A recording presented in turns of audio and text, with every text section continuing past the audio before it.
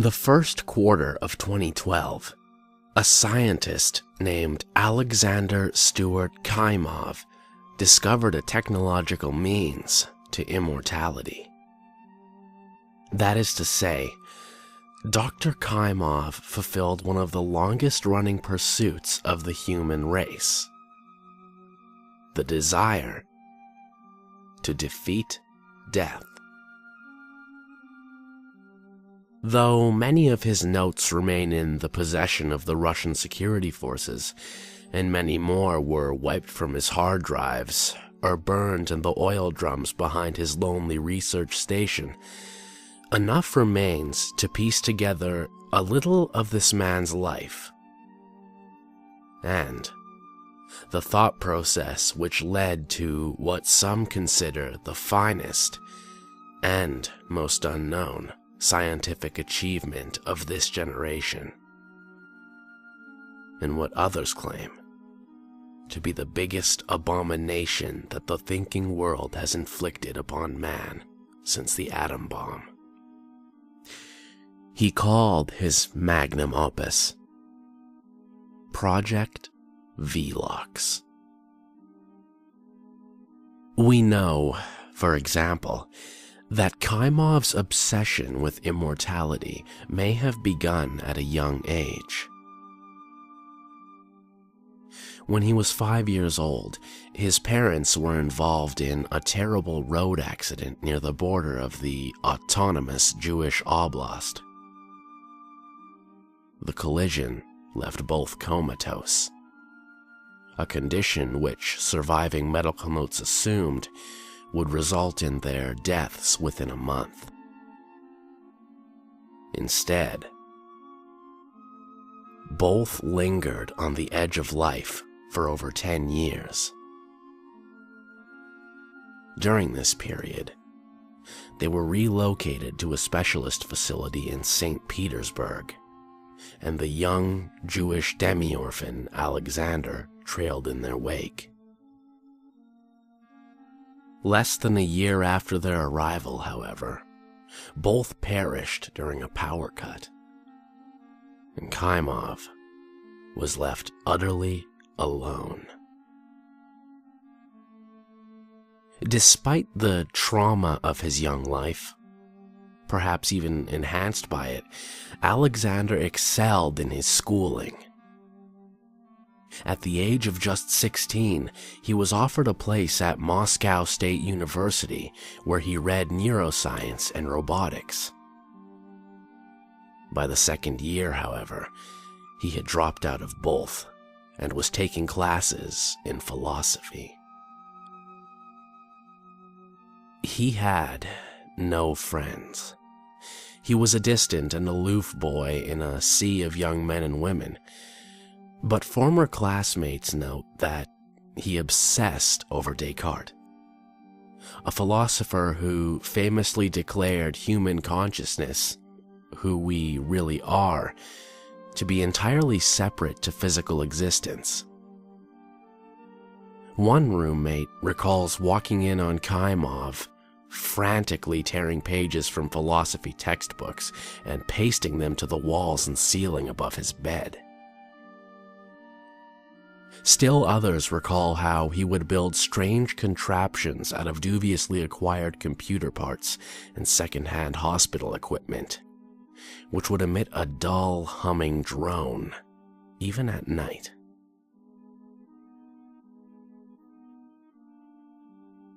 Noise complaints eventually resulted in Kymov being evicted from his dorm room and his equipment confiscated. Distraught, he dropped out of university altogether and disappeared from official records for almost 25 years, appearing occasionally on employment rotas for the kitchens of backwoods bars or the maintenance crews at hospitals. He spoke to few people, and during this time, he bounced around the northernmost territories of Western Russia. He bought cigarettes with his parents' savings until they finally ran out in 2004. He applied for library cards in dozens of municipalities, most of which were revoked when he failed to return the texts he borrowed. Books and magazines on all aspects of science, medicine, and computing. According to scholarly estimates, the information on the human brain can be measured in data storage terms, weighing in at around 2,500 terabytes in size. Slightly more, according to Kaimov's estimate. Kaimov read studies regarding the digitization of the human mind with more than a casual interest. He wrote numerous articles for The New Scientist and 2 for Time magazine between 2001 and 2009, postulating that not only was the transfer of a human consciousness from a body to an electronic brain within the bounds of contemporary science, but that it was even possible to create an artificial afterlife where these consciousnesses could be together. Of course, I'm paraphrasing here, but Kaimov was adamant in his writings that what he referred to as the preservation of a human mind post-mortem was entirely feasible. And then, shortly before the end of 2011, a curious advertisement began to circulate the local papers of St. Petersburg and other northerly towns and cities. It read, "Умереть, хотите жить вечно, требуется волонтеры," which roughly translates to, "Are you dying? Do you want to live forever? Volunteers wanted." This was Kaimov's first attempt to reach out to the world since his Moscow University days, and he signed the ad, Dr. Kaimov, despite having never graduated. Witness accounts hint at shady meetings in rented offices, with a terribly thin, bearded man in a faded suit and scuffed shoes. He claimed to be working on a great experiment with funding from Moscow University. The university has denied any kind of financial involvement with its former student, but it is undeniable that Kaimov had somehow come into a great deal of money. The man who had resorted to stealing journals from libraries went on to purchase a ruined weather station in the Ural Mountains, which he renovated and outfitted with medical equipment. He is thought to have considered more than 200 terminally ill individuals that expressed interest in his ad, but approached only the most vulnerable of the group, those desperately afraid of their imminent death, those without families, those that would not be missed. Kaimov took 30 of them to his isolated laboratory, where he presided over their final days. They weren't exactly prisoners, for there were no guards, no restraints, but the harsh weather outside and the worsening conditions of the patients kept most confined to their beds. Had they been capable of wandering the halls of the facility, they may have been awed by what lay beneath their feet. A maze of subterranean passageways, crawl spaces, and rooms, built in a nonsensical, yet oddly specific spiral down into the earth, and furnished with concrete. All of it, miles of tunnel, lined with humming computer systems. a kind of data storage mega vault. Much of the equipment was outdated by the time he began his work, but rather than replace the enormous banks of machines, Kaimov simply set about retrofitting with more modern equipment into the existing system. Even now, years after its discovery, specialists working day and night are only just beginning to unpick the functions and purpose of the bizarre machine that slumbers beneath Kaimov's lab.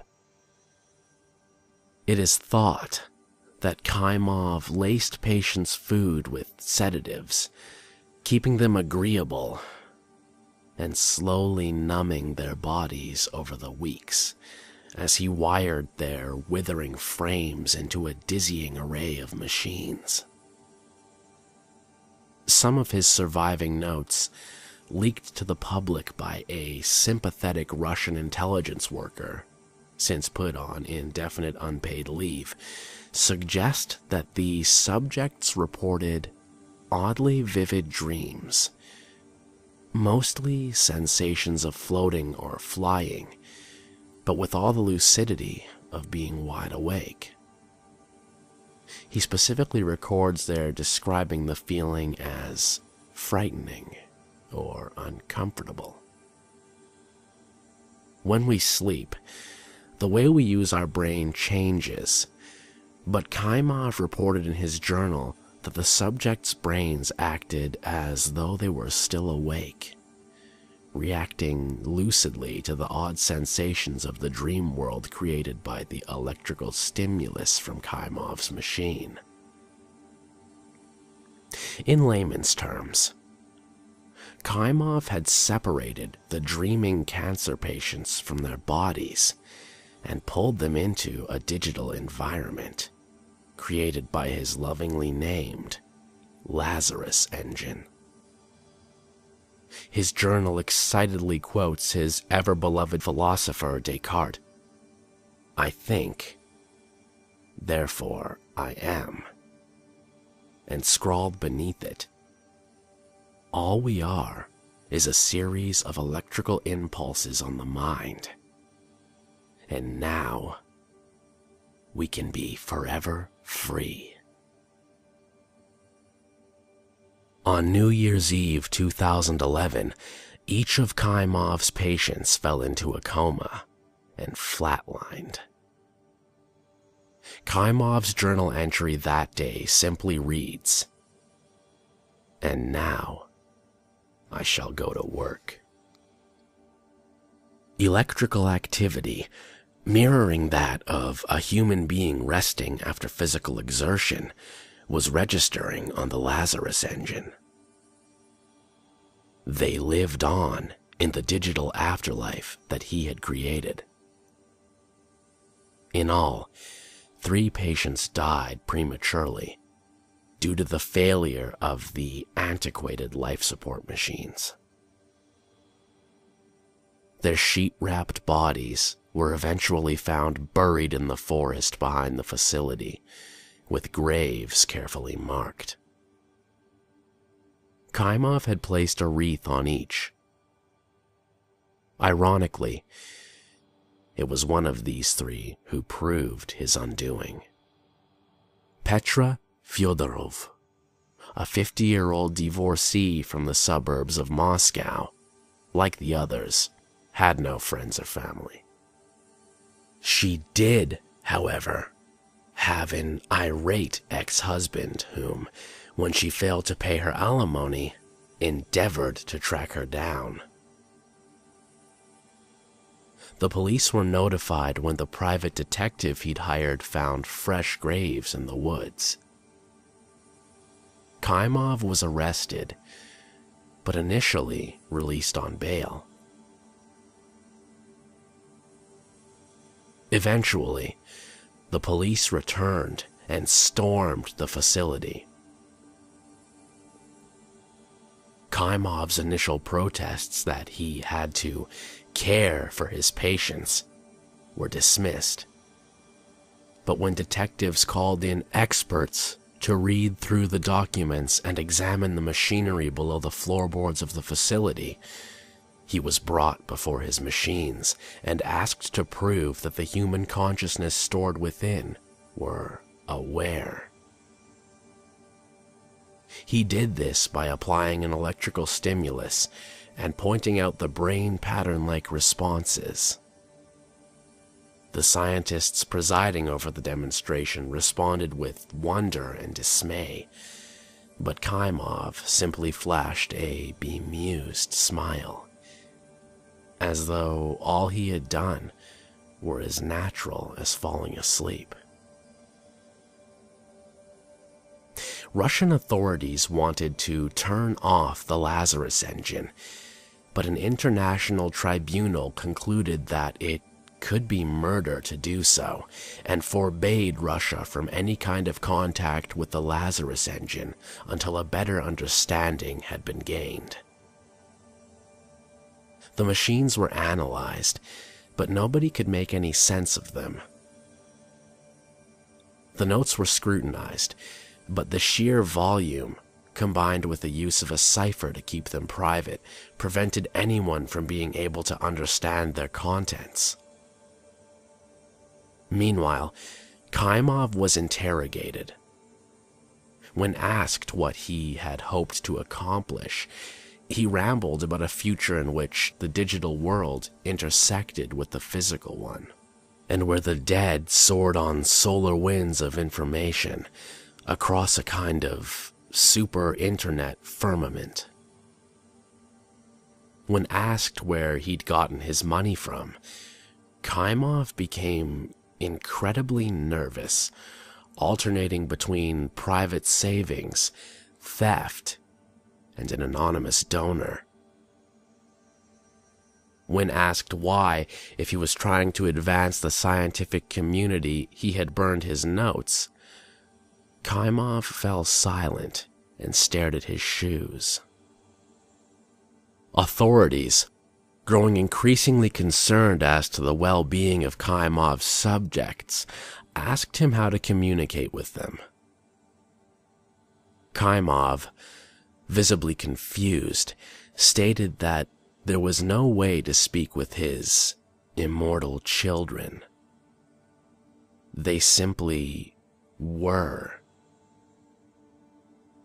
With the situation growing desperate and leaks to the press surfacing every day, the international investigatory body offered Kaimov a full pardon for his crimes if he could develop a way for an outsider to contact the bodiless humans.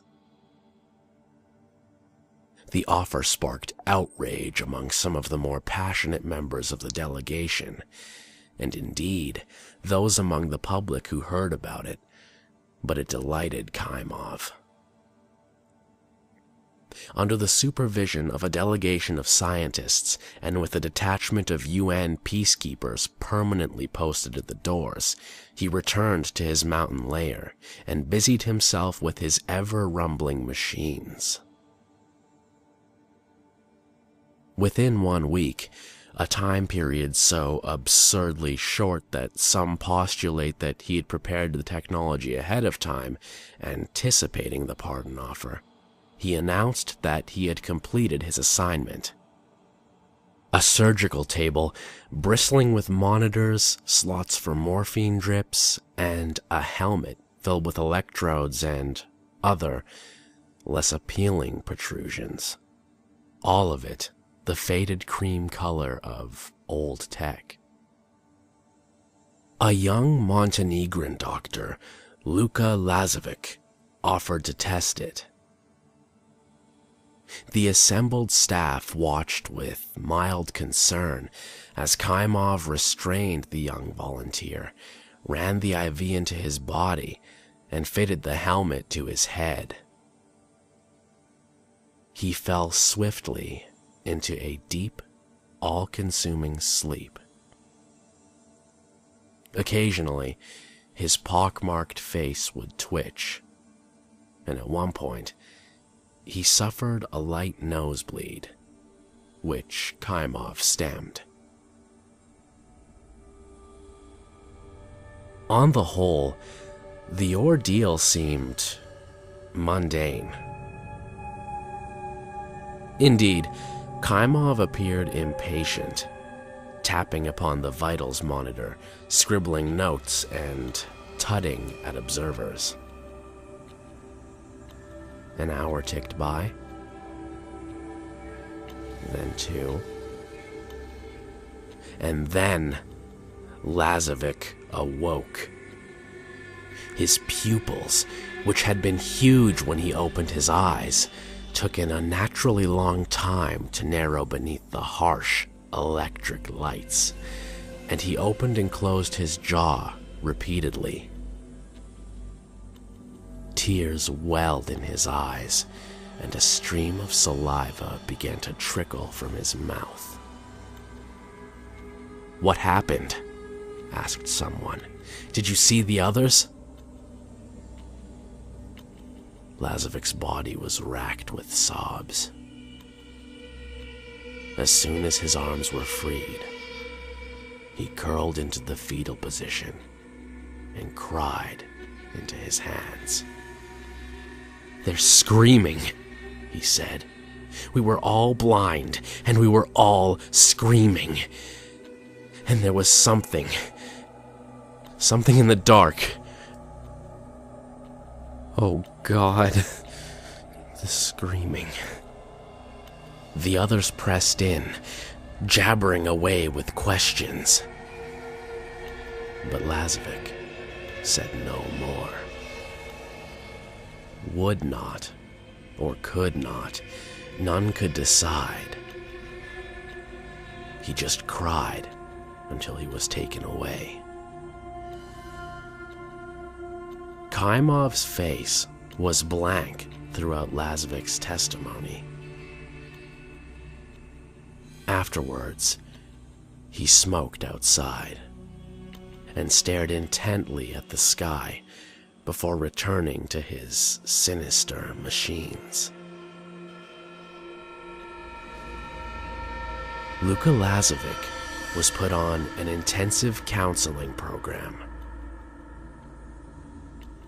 Despite his vivid and rather dramatic exclamations, he claimed to have no memory of what he had glimpsed inside the Lazarus engine, in the way that a person's nightmares fade from their mind once they re-enter the waking world. He made good progress, or rather, he appeared to. In early 2012, police responding to noise complaints from neighbors at Lazovic's Bahrain apartment building discovered his boyfriend dead from a massive head trauma. Lazovic was found in the building's basement, curled into the fetal position. A blow to the front of his head had left him in a coma, a condition in which he remains to this very day. In the immediate aftermath of the Luka incident, Kaimov became increasingly isolated. When his work first became known to the world, public response had been surprisingly sympathetic. Here was an eccentric old man with a burning desire to further mankind, and being punished by that most fashionably despised demon of society, bureaucracy. Interviews had been negotiated, and papers commissioned from him. But now, intentional or not, a black shadow hung over the whole affair. Exposés ran, drawing parallels between Kaimov and the Japanese eugenicists of the Second World War.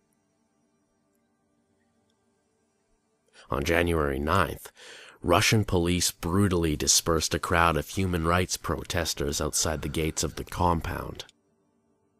Kaimov observed the protests dispassionately from an upstairs window. A few minutes later, he was seen shuffling out through a rear door, carrying with him an armful of paper folders. He struck a fire inside an old oil drum and dropped the files inside. This process was repeated half a dozen times. In an hour, he had destroyed countless notes, including patient profiles, of which he made no electronic duplicates. Moments later, United Nations observers noted that he had received a call on his cell phone. The conversation lasted approximately 8 minutes, and saw Kaimov crying and pleading with the unknown caller in hushed tones. Eventually, he emerged from his office, his eyes red. Wearing a suit and no coat, he walked out through the main gates of the compound and into the forest. When he failed to return, a full-scale search was mounted. To no avail. He remains on numerous missing persons registers. As I type up this report, it is late 2014. My neighbors clear snow from their windowsills, as though Moscow's old district is blinking last night's white dust from its eyelashes. The war in the Middle East is escalating, and the world's media has turned its attention to that. Kaimov has been forgotten. The United Nations squabble over what to do with the Lazarus engine, and on the rare occasion that they agree on something, Putin shoots down the idea and claims the Lazarus engine as his own jurisdiction. Now, and forevermore, 27 souls hang in digital purgatory. In that unknown darkness, they're screaming.